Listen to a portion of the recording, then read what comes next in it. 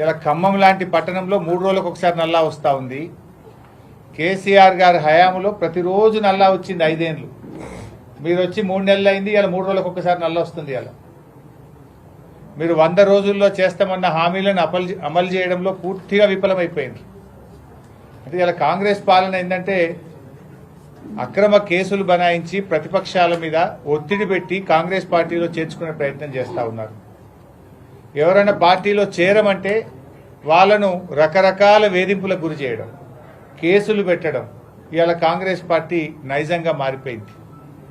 ఇవాళ మా పటాన్చెరు శాసనసభ్యులు మహిపాల్ రెడ్డి గారి సోదరుడి ఇంటికి ఉదయం 3 గంటలకు 100 మంది పోలీసులు వెళ్లి ఆయన అరెస్ట్ చేసే ప్రయత్నం చేసినారు. ఆయన ఏమన్నా బందిపోటా, టెర్రరిస్టా, రేపిస్టా?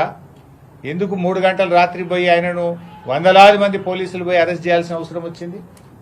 అంటే ఇది ఏంది? మీరు భయభ్రాంతులకు గురి చేసే ప్రయత్నం చేయడం. అసలు ఆ కేసు ఏంది? Civil matter. అవసరమైతే దాంట్లో నోటీస్ ఇవ్వాలి. యాక్చువల్గా 41 PRC కింద నోటీస్ ఇవ్వాలి. నోటీస్ ఇవ్వకుండా, ఎఫ్ఐఆర్ కాపీ ఇవ్వకుండా మబ్బుల 3 గంటలకు 100 మంది ఎస్ఐలు, సిఐలు, కానిస్టేబుళ్లు వెళ్లి ఇవాళ ఆయన అక్రమంగా అర్ధరాత్రి పూట అరెస్ట్ చేయాల్సిన అవసరం ఏమొచ్చింది అని మేము అడుగుతా ఉన్నాం. ఇలా అరెస్ట్ చేసేటప్పుడు కొన్ని విధానాలు ఉంటాయి కదా. నోటీస్ ఇవ్వాలన్నా వద్దా? ఎఫ్ఐఆర్ కాపీ ఇవ్వాలన్నా వద్దా? మబ్బుల 3 గంటలకు మీరు అరెస్ట్ చేస్తారు, 10 దాకా ఎఫ్ఐఆర్ కాపీ ఇయ్యరు అడిగితే. ఇది ఎక్కడి విధానం అని మేము అడుగుతా ఉన్నాం. నేను పోలీస్ అధికారులను కూడా కోరుతా ఉన్నా, ఏ ప్రభుత్వం కూడా శాశ్వతం కాదు. దయచేసి పద్ధతులు మర్చిపోకండి, మితిమీరి ప్రవర్తించొద్దు అని చెప్పి కూడా నేను పోలీస్ అధికారులను కోరుతా ఉన్నా. మేము 10 ఏళ్లలో ఏ రోజు కూడా ఈ రకమైన ప్రయత్నాలు చేయలేదు. 10 ఏళ్ళు అధికారంలో ఉంటే ఈ రకంగా మేము ఎప్పుడూ అధికార దుర్వినియోగానికి పాల్పడిన పరిస్థితి లేదు. ఇవాళ నాన్ అప్లికేబుల్ సెక్షన్స్, అసలు ఆ సెక్షన్ దీనికి అప్లికేబులే కాదు, కానీ అక్రమమైనటువంటి సెక్షన్స్ పెట్టి ఏదో రకంగా అరెస్ట్ చేసే ప్రయత్నం చేస్తూ ఉన్నారు. బెయిలబుల్ సెక్షన్స్, యాక్చువల్గా మీరు ఏ ఆరోపణ అయితే ఈరోజు చేస్తూ ఉన్నారో అవన్నీ కూడా బెయిలబుల్ అఫెన్సెస్. సుప్రీంకోర్టు జడ్జిమెంట్ ఇచ్చింది స్టేషన్ బెయిలే ఇవ్వాలి అని.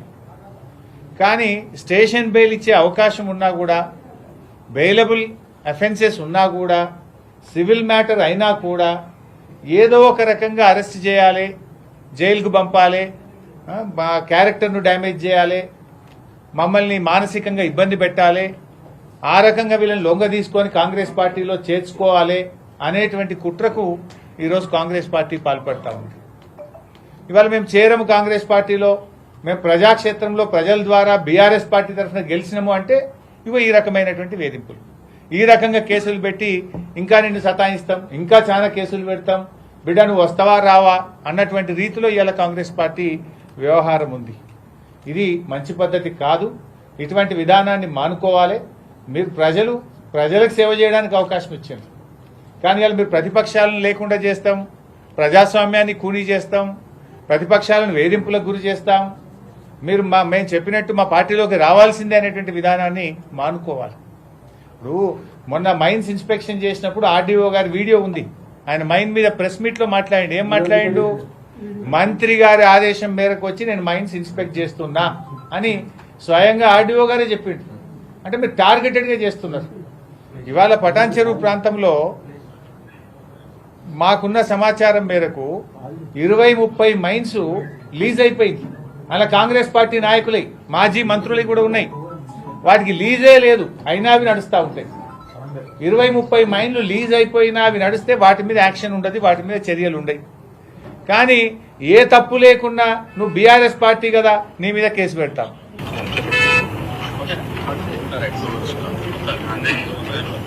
అందరికీ నమస్కారం. సంగారెడ్డి డివిజన్లో పర్టికులర్గా పటాన్చెరు కాన్స్టిట్యూన్సీలో జరుగుతున్నటువంటి మైనింగ్ యాక్టివిటీస్ పైన గౌరవ మంత్రివర్యులు శ్రీ రామరాజు గారి ఆదేశానుసారం సంగారెడ్డి జిల్లా కలెక్టర్ గారు ఒక టాస్క్ ఫోర్స్ ఏర్పాటు చేయడం జరిగింది. ఇంత టార్గెటెడ్గా మంత్రి గారి ఆదేశం మేరకు మేము చేస్తున్నాము.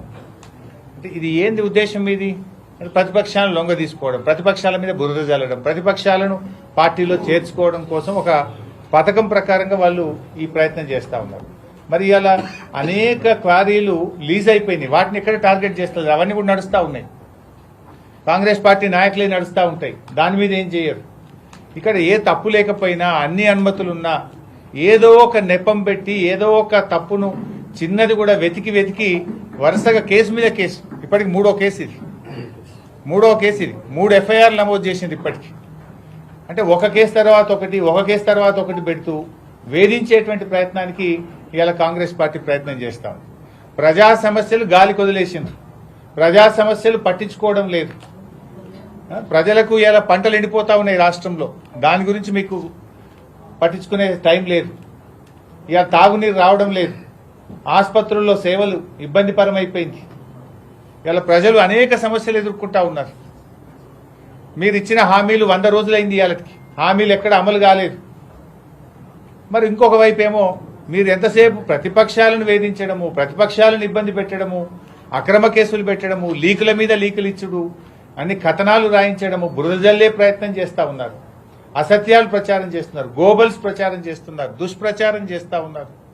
తప్పుడు వార్తలను సోషల్ మీడియా ద్వారా ప్రజలకు పంపడం, మీడియా హౌసెస్ ద్వారా లీకులు రాయించడం, చిట్ చాట్ల రూపంలో లీకులు రాయించడం, ఇది ఒక రకంగా ఏంటంటే ప్రతిపక్షాల మీద బురద జల్లే ప్రయత్నం. ఎంతకాలం చేస్తారు మీరు?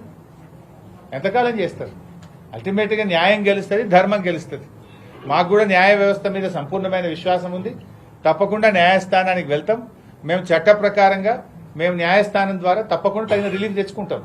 నువ్వు 4 రోజులు ఇబ్బంది పెట్టవేమో, అక్రమ కేసులు పెట్టి 4 రోజులు మమ్మల్ని వేధిస్తావేమో, బట్ అంతిమంగా గెలిచేది న్యాయం గెలుస్తుంది, ధర్మమే నిలుస్తుంది. మాకు ఎందుకంటే మేము తప్పు చేయలేదు కనుక, న్యాయం మీద, న్యాయ వ్యవస్థ మీద మాకు విశ్వాసం ఉంది కనుక తప్పకుండా న్యాయ పోరాటం చేస్తాం. మేము న్యాయస్థానం ద్వారా తగిన రిలీఫ్ను కూడా పొందుతాం. కానీ మీరు చేసేటువంటి కుట్రలను కూడా రేపు ప్రజాక్షేత్రంలో కూడా తీసుకుపోతాం. ఏ రకంగా ఇలా అక్రమంగా మైనింగ్ జిల్లాలో నడుస్తుందో, ఏ రకంగా కాంగ్రెస్ పార్టీ నాయకుల క్వారీలు నడుస్తా ఉన్నాయో, వాటికి అనుమతులు లేకుండా మిగతా క్వారీలు నడిస్తే దాన్ని ముట్టుకోకుండా బీఆర్ఎస్ పార్టీ నాయకులు న్యాయబద్ధంగా ఏదైనా పనిచేస్తే కూడా ఏ రకంగా మీరు అక్రమ కేసులు పెట్టి మమ్మల్ని వేధిస్తున్నారో తప్పకుండా రేపు ప్రజల్లోకి తీసుకెళ్తాం, ప్రజాక్షేత్రంలో వివరిస్తాం. ప్రజాక్షేత్రంలోనే కాంగ్రెస్ పార్టీకి శిక్ష పడే విధంగా చేస్తాం. పార్టీలో చేరమనడము, చేరకపోతే ఈ రకంగా వేధించడం. ఇలా మా బీఆర్ఎస్ పార్టీ నాయకులను గాని, మా శాసనసభ్యులను గాని, మా పార్టీ నాయకులను రకరకాలుగా వేధిస్తా ఉన్నారు. మెడ మీద కత్తి పెట్టి నువ్వు చేరతావా చేరవా అని కాంగ్రెస్ పార్టీ నాయకులు ఫోన్లు చేయడము, వాళ్ళు మాట్లాడడము, చేరకపోతే వేధింపులకు గురి చేయడం. ఇది ఎక్కడ ప్రజాస్వామ్యం అండి? ప్రజాస్వామ్యంలో ప్రతిపక్షాలు ఎంత బలంగా ఉంటే ప్రజాస్వామ్యం అంత బలంగా ఉంటుంది. మీరు ఇవాళ మెడ మీద కత్తి పెట్టి కేసులు పెట్టమని, కుటుంబ సభ్యులను వేధిస్తామని, మీ కుటుంబ సభ్యుల మీద అరెస్ట్ చేస్తామని, మానసికంగా దెబ్బతీసే ప్రయత్నం చేసి ఇవాళ ప్రలోభాలకు గురి చేసి ఇవాళ మీరు ప్రలోభ పెట్టి పార్టీలో చేర్చుకునే ప్రయత్నం చేస్తున్నారు.